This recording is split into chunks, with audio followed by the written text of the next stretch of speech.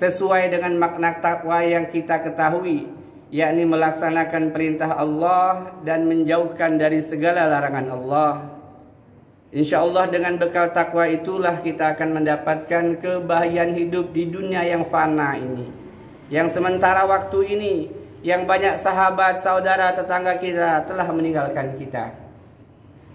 Dan dengan bekal takwa itulah kita akan mendapatkan kebahagiaan hidup yang sebenarnya, yang sesungguhnya, yang hakiki di negeri akhirat. Wal akhiratu khairu wa abqa. Ma'asyiral muslimin rahimakumullah. Kita paham, kita tahu bahwa sesungguhnya makna takwa secara umum adalah melaksanakan apa yang Allah perintahkan dan menjauhi apa yang Allah larang.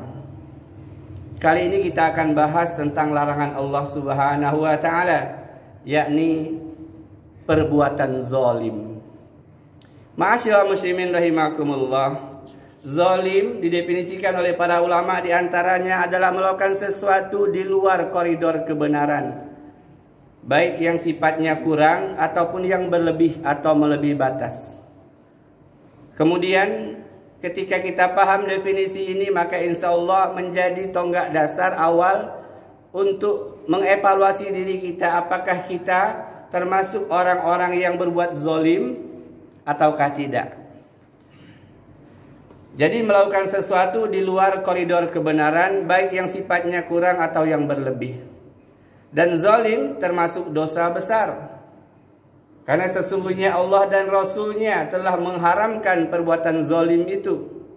Dalam sebuah hadis dijelaskan, an Abi Dzar an Nabi sallallahu alaihi wasallam fi ma rawa anillahi tabarakallahu taala annahu qala ya ibadi inni haramtu zulma ala nafsi wa ja'atuhu bainakum muharraman fala tazlamu. Dari Abu Dzar radhiyallahu anhu, dari Nabi sallallahu alaihi wasallam bersabda tentang apa yang beliau sallallahu alaihi wasallam riwayatkan dari Allah tabarakallahu wa taala, bahwa Allah berfirman, ya ibadi, wahai hambaku, inni haramtu zulma ala nafsi, sesungguhnya aku haramkan kezaliman atas diriku, dan aku haramkan juga kezaliman bagi kalian, dan janganlah kalian saling berbuat zalim. Ma'asyiral muslimin rahimakumullah. Ada banyak hadis yang menjelaskan juga tentang perkara zalim adalah dosa besar yang diharamkan dalam agama ini. Imam Hasan Al-Basri rahimahullah membagi zalim terbagi tiga. Tentu berdasarkan kitabullah dan sunnah Rasul. Yang pertama zalim kepada Allah Subhanahu wa taala, yakni perbuatan kesyirikan, dan ini adalah zalim yang tertinggi. Inna syirka la zulmun azim, sesungguhnya kesyirikan itu adalah kezaliman yang paling besar. Dan Allah tidak akan pernah memberikan ampunan ketika seseorang menyekutukan Allah sampai hari kematiannya. Kemudian ma'asyiral muslimin rahimakumullah, Imam Hasan Al-Basri membagi yang kedua zalim kepada diri sendiri, yakni seseorang yang bermaksiat kepada Allah Subhanahu wa taala, meninggalkan kewajiban-kewajiban yang menyerupakan syariat agamanya, dan Allah Maha Pengampun. Dan yang ketiga zalim kepada makhluk Allah, bil khusus zalim kepada manusia. Inilah zalim yang tidak akan pernah Allah biarkan. Inilah zalim yang membuat banyak orang bangkrut di akhirat. Ma'asyiral muslimin rahimakumullah. Zalim kepada manusia terkadang dilakukan dengan tangan, doroba, dengan memukul, menyepak, menendang, dan lain sebagainya. Atau barangkali menggunakan yang lainnya dengan lisan, dengan mulutnya. Satama hadza, mencaci, memaki, menggibah, menggunjing, menjelekkan, merendahkan, meremehkan orang lain. Atau dengan menumpahkan darahnya, safaka dama hadza. Atau dengan memakan harta orang lain, akala mala hadza. Ma'asyiral muslimin rahimakumullah. Termasuk menunda-nunda pembayaran hutang kepada orang lain. Mazlul ghaniyul zulmun, juga termasuk kezaliman. Ma'asyiral muslimin rahimakumullah. Ketika menyangkut zalim kepada manusia ini, ada ancaman yang luar biasa yang Allah siapkan kepada orang-orang yang menzolimi orang lain. Dalam hadis Nabi menjelaskan, "Ma min zanbin ajdara ayu ajilallahu al-uqubah li sahibihi fid dunya ma'a ma yudahu lahu fil akhirah minal baghi wa qati'atir rahim." Dalam hadis riwayat Abu Daud, Ahmad dan Tirmizi ini Rasulullah sallallahu alaihi wasallam menjelaskan, tidak ada dosa yang Allah segerakan hukumannya, azabnya, sanksinya ketika dia masih di dunia sebelum datang hari kematiannya, dan masih disisakan baginya azab di akhirat. Tidak ada dosa yang Allah cepatkan azabnya, sanksinya ketika kita masih hidup di dunia dan masih disisihkan juga untuk akhirat nanti, kecuali dosa kezoliman kepada manusia dan memutuskan tali silaturahim. Masyaallah muslimin rahimakumullah. Jadi ketika bicara kezoliman, maka yang pertama, keburukan, azab yang ditimpakan kepada orang-orang berbuat zolim terjadi ketika dia masih hidup. Evaluasi bagi kita, kalau seandainya kita mendapatkan sesuatu ujian yang berat, kesulitan ekonomi, kesusahan hidup, penyakit dan lain sebagainya, maka para ulama mengajarkan, perhatikan, ingatlah apa yang pernah kamu lakukan kepada manusia. Karena sesungguhnya para ulama juga menjelaskan, ketika kita ditimpa suatu musibah, hal yang tidak menyenangkan bagi kita, orang-orang beriman itu dilintaskan dalam pikirannya bahwa dia pernah berbuat zalim kepada orang lain, termasuk kepada binatang. Masyaallah muslimin rahimakumullah. Jadi yang pertama, keburukan dosa zalim itu dibalaskan sanksinya, azabnya ketika masih hidup di muka bumi. Kemudian tentu masih disediakan untuk negeri akhirat. Lalu yang kedua, masyaallah muslimin rahimakumullah, Rasulullah juga menyatakan, memberikan peringatan kepada kita, ittaquz zulma fa inna zuluma zulumatu yaumal qiyamah. Takutlah kalian kepada perbuatan zolim, karena sesungguhnya kezoliman itu adalah kegelapan di negeri akhirat. Ulama kita menjelaskan mengapa dia disebutkan kegelapan pada negeri akhirat. Karena banyak orang di dunia ini ahli ibadah, sholat fardu, sholat sunnahnya, tahajudnya tiap malam. Puasa Senin Kamis, puasa Nabi Daud, sedekahnya banyak hampir tiap hari. Tapi dia juga sering menzolimi orang lain dengan ucapannya, dengan gunjingannya, dengan gosip-gosipnya, dengan gibahnya. Maka sesungguhnya seluruh kezoliman itu akan memakan pahala-pahala amal kebaikannya. Imam Al-Qushairi dalam kitabnya Tahbir menyatakan bahwa gara-gara satu danik dosa manusia kepada manusia yang lain, maka dia ditebus dengan 700 pahala sholat fardunya di negeri akhirat. Hanya gara-gara kesalahan satu danik kepada manusia ketika di akhirat, maka dia harus menebusnya. Tentu tidak berlaku dinar dan dirham, apalagi rupiah. Ia harus tebus dengan pahala sholatnya sebanyak 700 kali sholat fardu. Berapa satu danik? Masyaallah muslimin rahimakumullah, 1/6 dirham. Kalau hari ini kita cek harga dirham di Bursa Efek Jakarta, 50.000 rupiah kurang lebih, naik turunnya. Jadi satu danik itu hanya sekitar 8 ribuan rupiah. Dosa kepada manusia yang senilai 8 ribuan rupiah harus ditebus dengan 700 kali pahala sholat fardu kita. Masya Allah.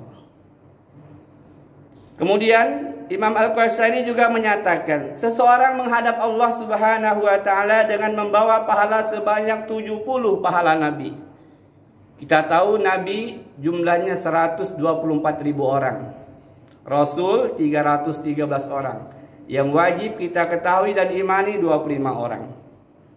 Seseorang menghadap Allah Subhanahu wa taala dengan pahala sama dengan pahala 70 orang Nabi, wajib baginya surga.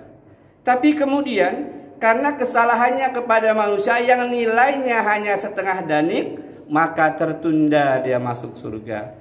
Masya Allah. Masyaallah muslimin rahimakumullah.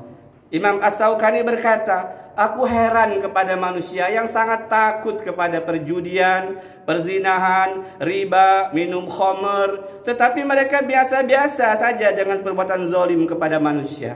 Aku heran.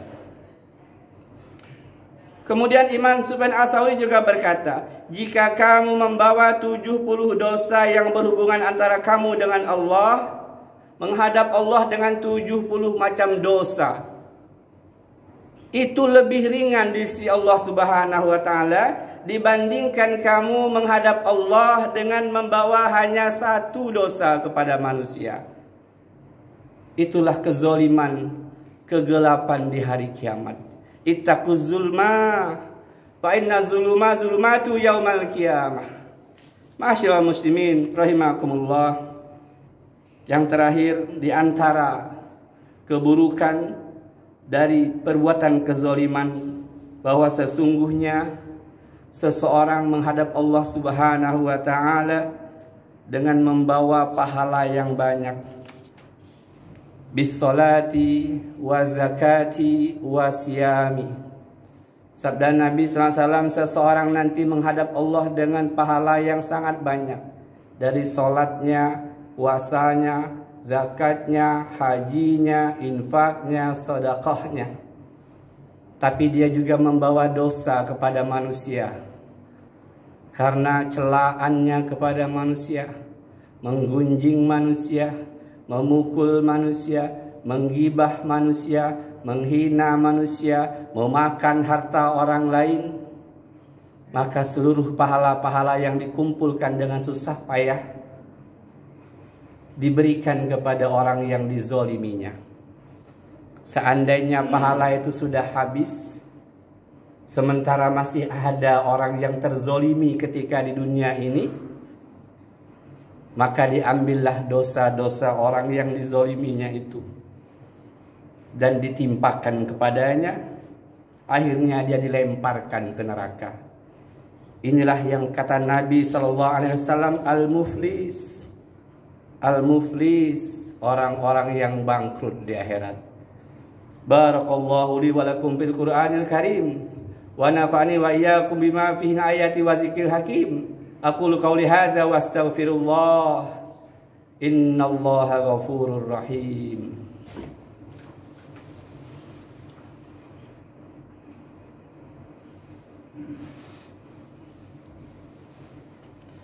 Alhamdulillah. Alhamdulillahi rabbil alamin wal aqibatu lil muttaqin wala udwana illa 'alal zalimin. Asyhadu an la ilaha illallah al malikul haqqul mubin wa asyhadu anna Muhammadar Rasulullah shadiqul wa'dil amin. Amma ba'd. Fa ya ayyuhal hadirun ittaqullaha haqqa tuqatih wa la tamutunna illa wa antum muslimun. Qala Allah Ta'ala fil Qur'anil Karim, a'udzu billahi as-sami'il 'alim minas syaitonir rajim. Bismillahirrahmanirrahim. Innallaha wa malaikatahu yusholluna 'alan nabi. Ya ayyuhalladzina amanu sallu 'alaihi wa sallimu taslima. Allahumma salli 'ala Muhammad wa 'ala ali Muhammad kama sallaita ala Ibrahim wa ala ali Ibrahim wa barik ala Muhammad wa ala ali Muhammad kama barakta ala Ibrahim wa ala ali Ibrahim fil alamin innaka Hamidum Majid. Allahumma ighfir lil muslimina wal muslimat wal mu'minina wal mu'minat al ahya'i minhum wal amwat innaka sami'un qaribun mujibud da'wat. Faya qadiyal hajat birahmatika ya arhamar rahimin. Rabbana zalamna anfusana wa illam taghfir lana wa tarhamna lanakunanna minal khasirin. Rabbi ij'alni muqimas shalah wa min zurriyyati rabbana wa taqabbal du'a. Allahumma ansur ikhwanana al-muslimin wal mujahidin fi Palestin ya Allah. Fi Gaza, fi Suriah, fi Xinjiang, fi Burma, fi Irak, fi Yaman, fi Maisir ya Allah. Fi kulli makan wa kulli zaman ya Allah. Ya zal jalali wal ikram. Allahumma arfa' annal ghala wal wala wal waba wal riba waz zina wa su'il fitan ya Allah ma zahara minha wa ma batan min baladina hadza khassah Indonesia ya Allah wa min badani muslimina amah ya rabbal alamin Rabbana atina fid dunya hasanah wa fil akhirati hasanah wa qina azaban nar walhamdulillahi rabbil alamin wa la zikrullahi akbar wa aqimis shalah